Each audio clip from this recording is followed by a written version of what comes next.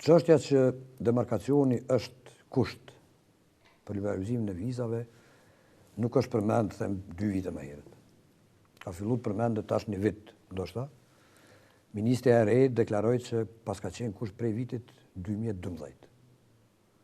Edhe kur kemi qenë bashkë në qeveri, ose nuk është përmend kur që qenë ka temë, nuk është përmend as fillim procesit, as fillim protestave, as kur ka qenë gazi Locielës. Më vonë shfaqet për njerë si temë. Më falë, si kusht. Po, vetëm të temë... Kusht e ka vendosur si kusht se është pak e pasur për opinion... Dardan, si që tha na bashkë kemi qenë qeveri, edhe ti e din që çështjet e mëdha gjithmonë kemi diskutuar edhe në lidhje qeverive. Edhe unë që jam që nga 2011 që më shumë Bruxelles se në Kosovë, që i bjen që kam kontaktet nivelive ndryshme e më të larta të Bashkimit Evropian, nuk kam qenë informuar prej asaj kohë. Kjo ka dalë vonë, do më thonë ka dalë në 2 vitet e fundit, po më duket pak a shumë, 1 vjet e gjysmë, siç po e thosh ti.